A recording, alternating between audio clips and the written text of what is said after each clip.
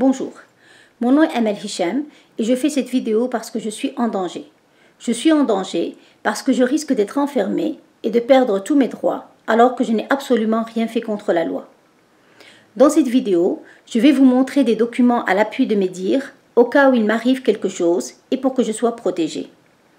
Je suis une citoyenne canadienne d'origine marocaine et tout cela a commencé quand j'ai trouvé des actions illégales. Et quand je parle d'actions illégales, je parle de piraterie informatique.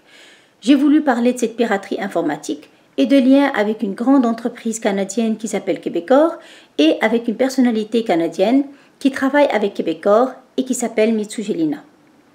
À partir du moment où j'ai voulu parler à la presse de piraterie informatique, de Québecor et de Mitsugelina, on a essayé de faire croire que j'avais un problème mental. Plusieurs événements se sont passés par la suite, au point que je suis en danger, que je suis cachée, loin de mes enfants, et je vous demanderai s'il vous plaît de partager cette vidéo avec le plus grand nombre possible de personnes pour faire connaître mon histoire, pour que les Canadiens soient au courant de ce qui se passe, et je demande encore une fois aux autorités canadiennes qu'ils prennent des actions pour qu'il y ait justice et pour que je puisse retourner et vivre avec mes enfants en sécurité. Donc, je vais commencer par vous raconter le début de l'histoire. Tout cela a commencé vers la fin 2008, maintenant nous sommes en 2016. Donc, vers la fin 2008, j'ai eu l'idée d'un projet, d'un concept qui peut être utilisé dans plusieurs médias, que ce soit dans l'Internet, comme site Internet, ou bien dans la télévision, dans la radio, etc. Donc, j'ai commencé à développer ce projet avec ma sœur. Moi, j'étais au Canada, ma sœur à Paris. J'ai commencé à développer ce projet avec ma sœur et avec un informaticien et on a commencé à chercher des investisseurs pour nous aider à financer notre projet. Donc, nous, ce qu'on faisait, c'est qu'on commençait par développer un site Internet. Donc, je suis partie voir Mitsugelina le 15 avril 2011. Je lui ai présenté mon projet, elle a beaucoup aimé et elle a appelé son mari, Johan Martin. Ils ont beaucoup aimé ce que je leur ai présenté et ils ont décidé qu'ils voulaient nous aider. Et donc, ils nous ont demandé c'était quoi nos besoins, etc. Donc, suite à cette rencontre le 15 avril 2011, il va y avoir un échange d'emails entre moi et Mitsugelina et Johan Martin. Et je vais vous montrer certains de ces emails et puis je vais vous expliquer ce qui s'est passé par la suite. Donc, là, comme j'ai dit, j'ai rencontré donc Mitsugelina le 15 avril 2011 et je vais lui envoyer plusieurs emails. Et puis là, donc, je vais lui donner un aperçu donc, de nos besoins comme ils avaient demandé. Et puis, il faut savoir que moi, quand j'ai rencontré Mitsugelina et Johan Martin, je leur ai laissé aucun document. Et quand je leur envoyais des emails, je ne leur ai pas envoyé de schéma ni de design.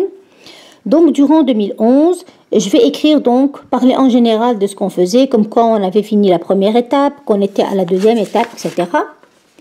Et ce qu'on va remarquer, c'est que moi, j'écrivais ces emails et les réponses qu'on recevait de Mitsugelina étaient des réponses courtes et elle ne nous posait pas des questions sur ce qu'on lui demandait, elle ne parlait pas, elle ne demandait pas de nouvelles de notre projet, etc. Donc, nous, ce qu'on a fait, pour être certain de protéger le concept de notre projet, on commençait à se poser des questions. Et en janvier 2012, je lui ai envoyé un email où je lui ai expliqué qu'on avait pris plusieurs dispositions pour protéger le concept de notre idée, entre autres en utilisant l'enveloppe solo, qui est une enveloppe en France où on scelle les documents comme quoi tu as une date, quand est-ce que tu as créé ton idée. Et puis donc, je lui ai dit que j'avais rencontré un seul journaliste sous le sceau du secret, et je lui avais parlé de ce qui se passait. La réponse qu'on a eue donc, c'est une phrase. Ça, c'était donc en 2012. Et le 8 juin 2012, il va y avoir une nouvelle, comme quoi Mitsugelina va quitter la radio énergie où elle travaille. Et il va être dit comme quoi Mitsugelina désire se consacrer à de nouveaux projets multiplateformes qui seront développés et annoncés au cours des prochains mois. Il va y avoir aussi décrit comme quoi Mitsugelina va se remettre à l'écriture de projets web d'un concept télé multiplateforme. Et comme quoi Mitsu ne recommencera pas la radio durant l'automne 2013. Quand on a su que Mitsu Jelina allait quitter la radio et qu'elle allait se consacrer à de nouveaux projets, nous avons écrit un email. J'ai écrit un email parce qu'on a discuté ensemble, mais c'est moi qui écrivais l'email. Donc j'ai écrit un email le 6 août 2012 à Mitsu Jelina où je lui ai dit, nous vous avons dit clairement que tout ce que nous vous disons et écrivons à propos de ce site, l'idée, les concepts et tout ce qui s'y rattache devait rester secret. Nous vous avons dit que vous ne pouvez pas utiliser ou partager notre idée, nos concepts et tout ce qui s'y rattache, et que vous ne pouvez pas mettre en ligne ce site ou demander à quelqu'un d'autre de le faire.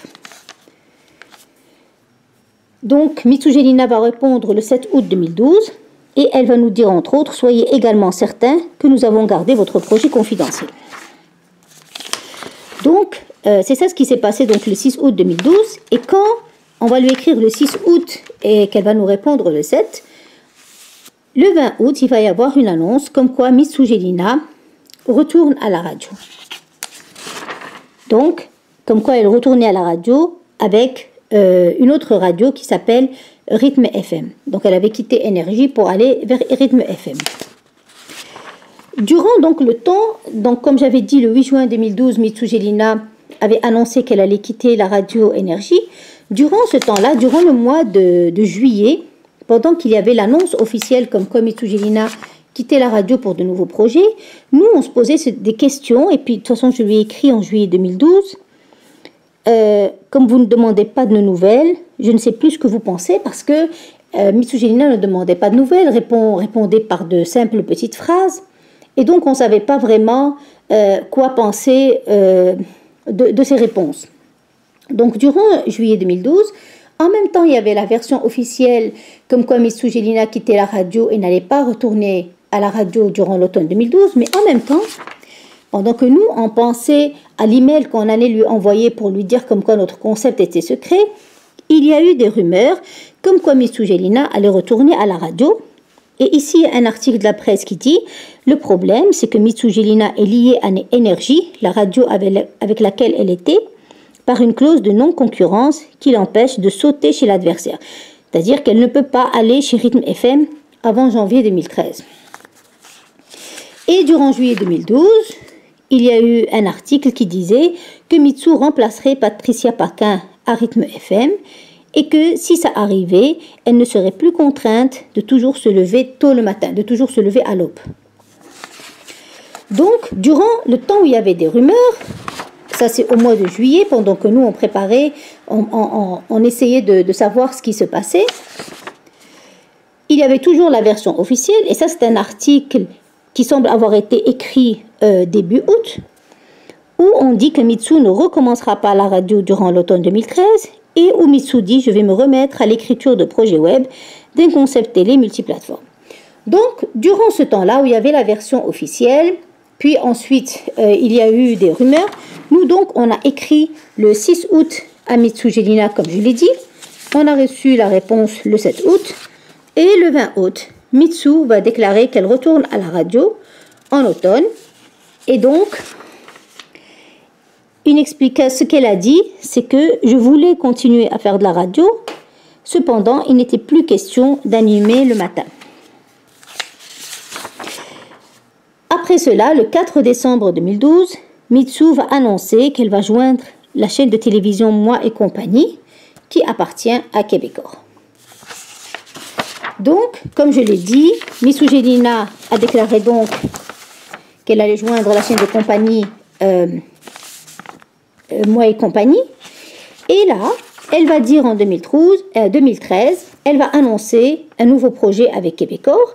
Et nous, quand on va voir le concept de l'émission, quand on va voir ça, je vais écrire à Mitsu Jelina le 17 août 2013 et je vais mettre en CC Québecor et puis je vais leur dire le concept de cette émission est basé sur le concept que je suis venue vous présenter et dont je vous ai parlé sous le sceau de la confidentialité.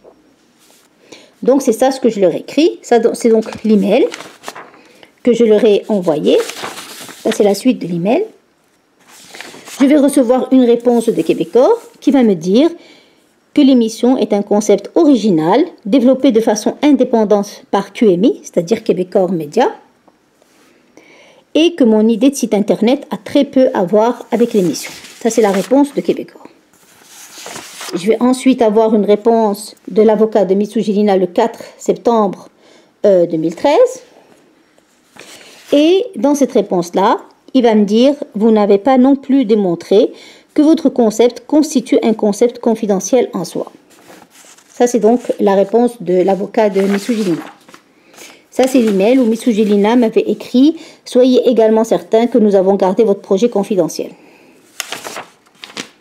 Donc, nous, quand on a reçu cet échange, quand on a reçu les emails des avocats de l'avocat de Mitsujilina et qu'on a reçu l'email de Québecor, j'ai discuté avec ma sœur et je lui ai dit on n'a pas les moyens d'aller devant les tribunaux pour parler de notre concept.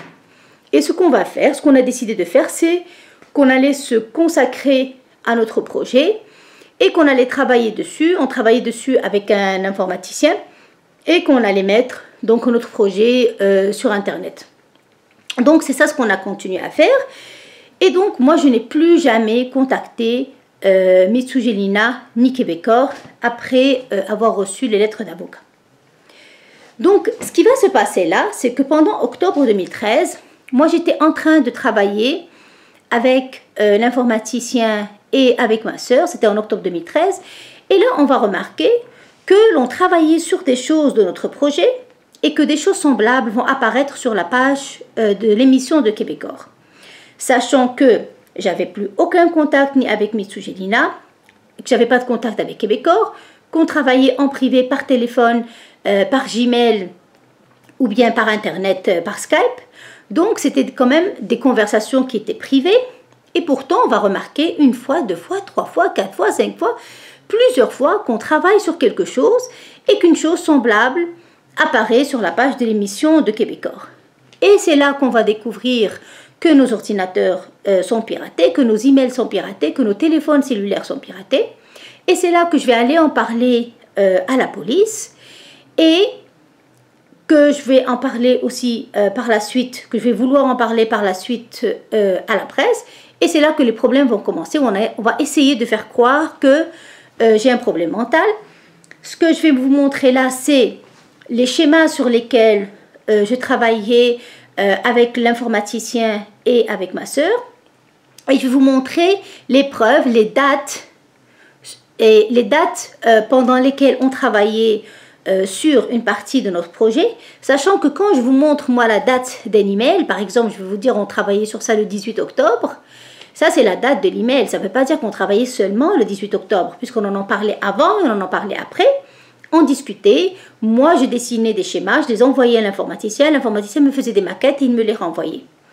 Mais ce qu'on disait par Skype, etc., donc c'était sur plusieurs journées, mais moi je vais vous montrer les preuves et je vais vous montrer avec les dates ce qui a été écrit dans la page de l'émission de Québecor.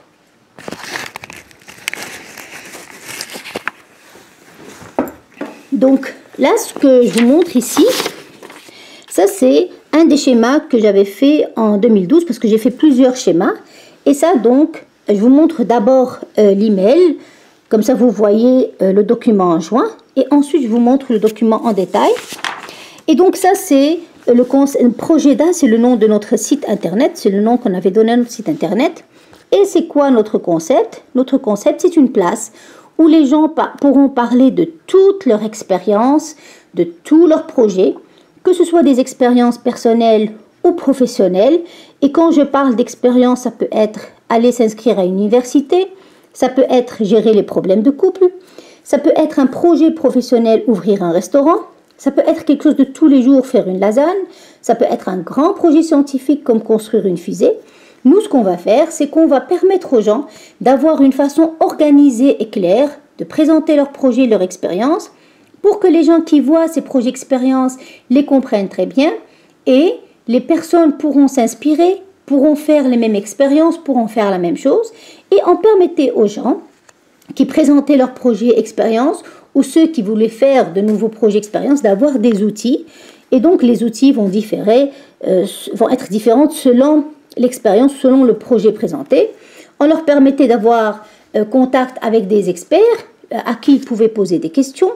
Et donc, on leur permettait de tirer profit de la communauté autour d'eux pour pouvoir ou bien faire un projet ou bien expliquer le projet et l'expérience professionnelle qu'ils ont eue d'une façon, comme j'ai dit, tellement claire et bien organisée que les gens vont comprendre tout de suite tout le savoir-faire et toute l'expérience de la personne qui a fait quelque chose et pourront, s'ils le désirent, faire la même chose. Donc nous, on travaillait sur Projeda et là, je vous montre donc un tableau comparatif. Ça, c'est notre site internet, ça, c'est l'émission télévision de Québecor. Donc, on travaillait sur la partie questions, par exemple, questions que les gens pouvaient poser à des experts. On y travaillait le 18 octobre, ça, c'est seulement la date de l'email. Quand je dis 18 octobre, c'est qu'on en parlait avant et après. Donc, le 18 octobre, le 28 octobre, il va y avoir quelque chose sur questions. Tout ça, c'est en 2013. Problème, il va y avoir problématique. On va parler d'experts le 18 octobre. Le 31 octobre, il va y avoir experts. On va parler d'améliorer le projet. Il va y avoir une question, qu'est-ce que vous auriez aimé voir? On va parler des choses les plus aimées. Il va y avoir qu'est-ce que vous moins aimez. On va parler de concours le 5 novembre, 7 novembre. Il va y avoir concours le 8 novembre. On va parler d'outils proposés le 6 novembre. Il va y avoir les livres proposés comme outils le 17 novembre. Donc nous, on va commencer à se poser des questions. Mais comment est-ce que c'est possible dans le même laps de temps? On travaille sur des choses semblables apparaissent sur Québecor. Là c'est donc l'émission de télévision. Et donc là, je vous montre un email du 18 octobre 2013 où on parlait de questions. Ça, c'est un autre email du 10 octobre 2013 où on va aussi parler de questions. Je vous montre d'abord l'email pour que vous voyez le document joint et ensuite je vous montre le document qui est beaucoup plus clair. Et là donc, dans Projeda, on parlait de questions pour respect, donc on parlait de questions, toujours. Ici, c'est un email du 13 octobre 2013 où on parlait, donc voilà le schéma en détail, où on parlait de questions et de problèmes. Sachant qu'avant, et j'ai des documents qui le prouvent, au lieu de problème, on disait problématique. Donc on travaillait sur questions, problèmes. Comme je l'ai dit ici, on travaillait sur questions, problèmes. Et il va y avoir quelque chose d'écrit sur questions problématiques. Donc, le 28 octobre 2013, il va y avoir questions et on va faire une question où on parle de problématiques. Sachant qu'avant, il y avait des questions dans l'émission. Mais la différence, c'est que pendant le temps où nous, on parlait de questions, cette fois-ci, il ne va pas y avoir seulement la question qui va être posée, il va y avoir un titre question. Et donc, nous, on parlait la partie sur laquelle on travaillait, c'était questions. Donc, ça aussi, c'est questions problématiques le 29 octobre 2013. Par la suite, le 10 octobre 2013, on travaillait sur experts dans notre site Projeda. Donc, 10 octobre 2013, je vous montre d'abord l'email avec le document joint et ensuite je vous montre le schéma. Donc, on parlait d'experts, c'est-à-dire les questions que les gens peuvent poser aux experts et on permettait aux gens d'améliorer leur projet. Quand je parle de projet, comme je dis, c'est vraiment tout genre de projet, les expériences, les projets. On permettait aux gens d'améliorer le projet, de proposer des choses, des modifications. Donc, de proposer, de faire des propositions et d'améliorer le projet. On parlait d'experts. Donc, ça, c'est le schéma. Et le 31 octobre 2013, il va y avoir une question, on parle d'experts. Avez-vous retenu les conseils des experts? Et le 1 novembre 2013, il va y avoir une question, qu'est-ce que vous auriez aimé voir ou entendre dans l'émission? Et nous, on parlait de comment améliorer le projet et on permettait aux gens de faire des propositions. Donc, on était toujours en train de parler d'améliorer le projet. Ça, c'est un email du 18 octobre 2013. Je vous montre l'email, puis... Donc, on parlait toujours d'améliorer le projet. Ce qu'on faisait, c'est que là, on avait permis aux gens de poser des questions et de dire, ça c'est le 30 octobre 2013, on permettait aux gens de poser des questions, mais non seulement ça, on permettait aux internautes de dire quelles sont les questions qu'ils ont les plus aimées. Donc, on parlait des choses les plus aimées, ce qu'on a le plus aimé dans Projeda. Et non seulement on parlait des choses qu'on a le plus aimées, mais on permettait aux gens de dire aux choses, de dire aussi ce qu'ils n'ont pas aimé. Donc, par exemple, toutes les propositions que les gens ont fait, on permettait aux gens de dire qu'est-ce qu'ils ont le plus aimé.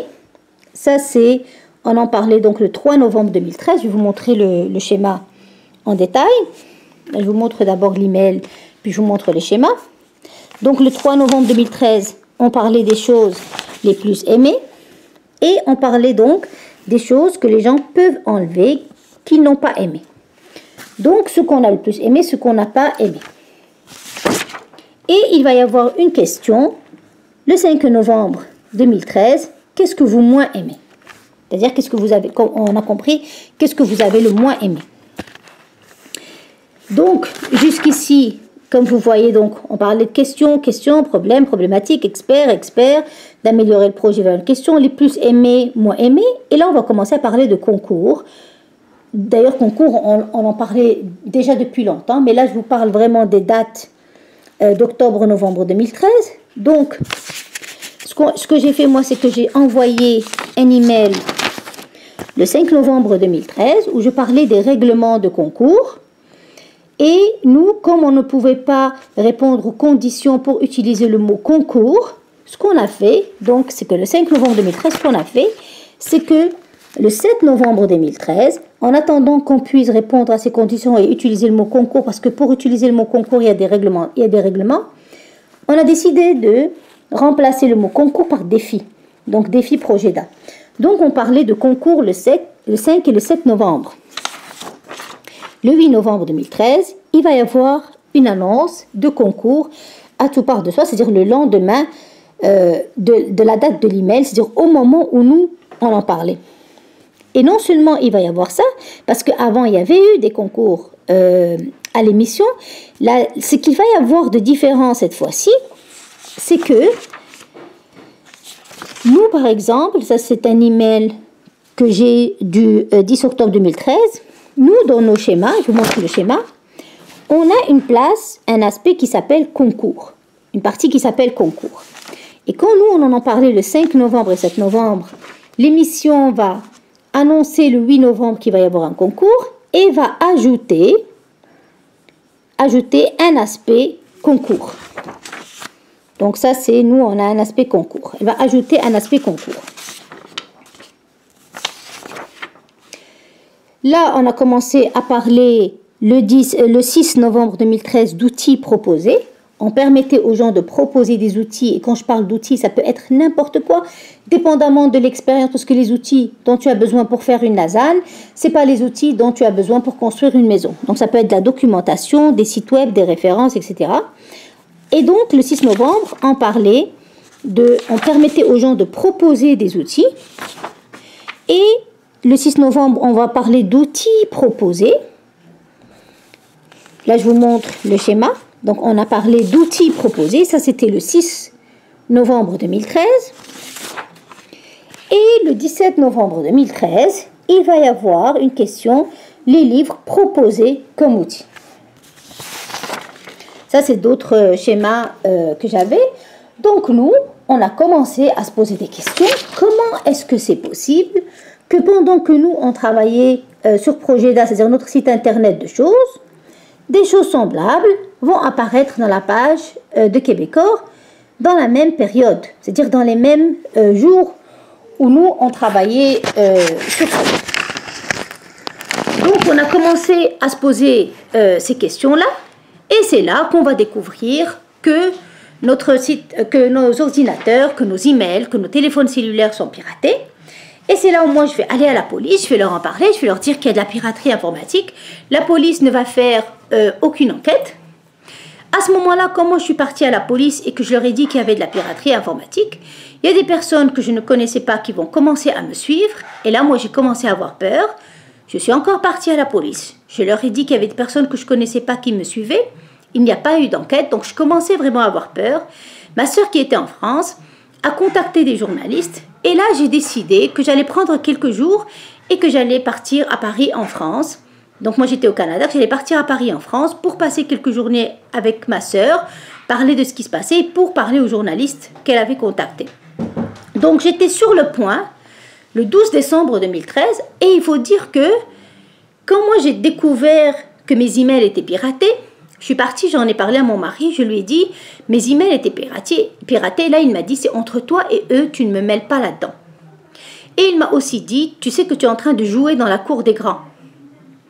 Et donc là, moi donc, quand j'ai parlé à la police qu'il n'y a pas eu d'enquête et que donc il y avait des personnes que je connaissais pas qui ont commencé à me suivre et donc j'ai eu peur, ma sœur a contacté donc des journalistes et le 12 décembre 2013 j'étais sur le point d'aller à l'aéroport, ça c'est le billet d'avion et c'est là que mon mari donc va me trahir, donc j'allais parler à la presse de piraterie informatique de Québecor et de Mitsou Jelina. C'est là que mon mari va me trahir, il va appeler la police et il va leur dire que j'ai un problème mental. Et dans la prochaine vidéo, c'est de ça dont je vais parler. Qu'est-ce qui s'est passé quand la police est venue et qu'ils m'ont empêché de voyager et les événements qui vont se passer par la suite. Ça, c'est le rapport de police du 12 décembre 2013. Donc, mon mari leur a dit que j'avais un problème mental. Et non seulement ça, selon le rapport, il leur a dit que j'aurais reçu une mise en demeure de la part de Québecor en raison d'harcèlement à l'égard de Mitsou.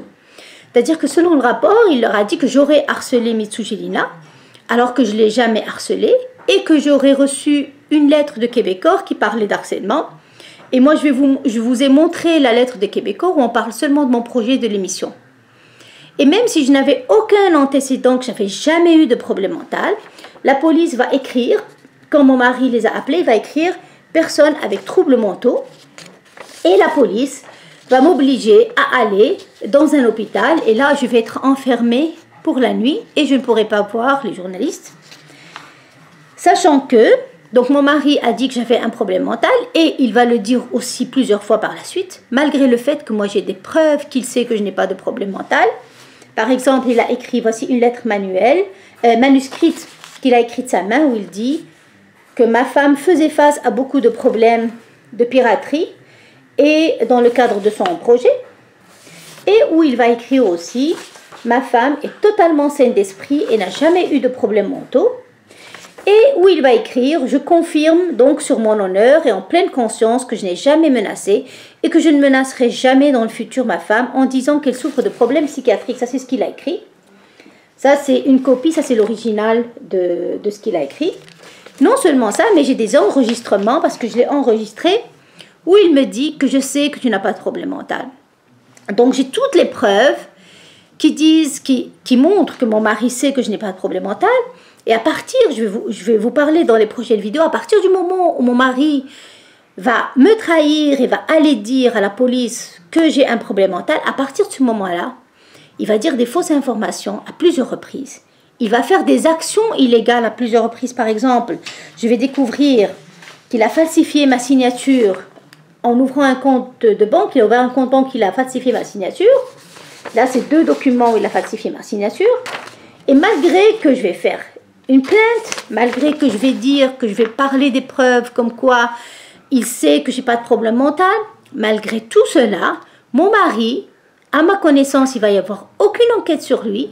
Et mon mari vit maintenant comme s'il était au-dessus de la loi, alors que moi qui n'ai rien fait, je suis en danger, je suis cachée et je suis loin de mes enfants. Et ce que je vais vous expliquer donc dans les prochaines vidéos, c'est premièrement donc ce qui s'est passé avec la police, ce qui va se passer avec la police de la police, parce que je vais les contacter aussi pour leur dire voilà ce qui est en train de se passer, pour leur demander de me protéger. Ce qui va se passer encore par la suite quand mon mari va faire une demande de divorce et où il va essayer encore une fois dans cette demande de divorce de faire croire que j'ai un problème mental, et alors que c'est un simple dossier de divorce. Alors que moi, je vais montrer au tribunal toutes les preuves qui montrent que mon mari ment, fait des parjures, dit de fausses informations, alors que c'est un simple dossier de divorce, il va se passer beaucoup de choses dans le tribunal. Et en fin de compte, il va y avoir un jugement.